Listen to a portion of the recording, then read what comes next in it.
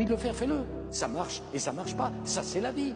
Mais fais-le, tente, essaye, et on verra si tu gagnes. L'égalité, c'est un mensonge. Et j'affirme que si on est passionné par l'égalitarisme, on ne peut pas respecter la différence. Et c'est la différence qui est riche. La vie, c'est qu'une longue succession d'épreuves. Et le bonheur est dans l'épreuve surmontée, jamais dans l'épreuve évitée. Il faut avoir la sagesse de comprendre que le succès est aussi injuste que la défaite. Dans la vie, on n'aime plus, on est trahi. Parfois, on trahit soi-même. Et quand je regardais le sommet, mais je dis, comment je vais faire? Comment on peut sortir de ça? J'ai voulu raconter comment une vie peut partir de tout en bas pour aller tout en haut. Parce que c'est pas simplement ma vie, c'est la vie de chacun d'entre vous. Comment on fait au début avec ce qu'on a pour être heureux, pour avoir de l'ambition, pour avoir un métier intéressant. Et tout au long de ma vie, j'ai rencontré de la cruauté. Et parfois, moi, je me suis battu avec telle force. Moi, j'aime la vision, j'aime le leadership, j'aime les choses en grand, j'aime le côté épique. Au fond, j'aime la verticalité et les réseaux sociaux, c'est que l'horizontalité. Moi, je ne suis pas fait pour l'horizontalité. Je pense, voyez-vous, que l'égalité, c'est un mensonge. Quand vous allez chez le tailleur, l'égalité, ça serait de donner à chacun la même taille.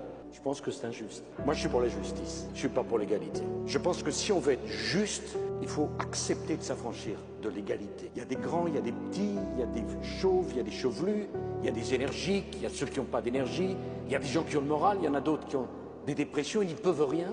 On est différents. Moi, j'aime la différence. Le savoir est une arme. Voici le chargeur.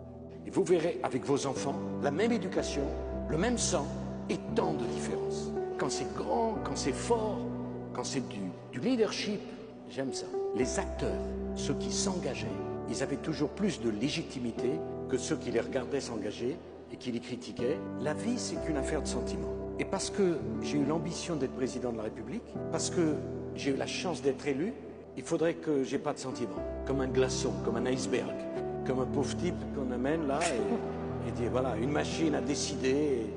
Alors, vous n'avez pas peur de la mort, vous êtes président de la République. Ah bon, qu'est-ce que ça change?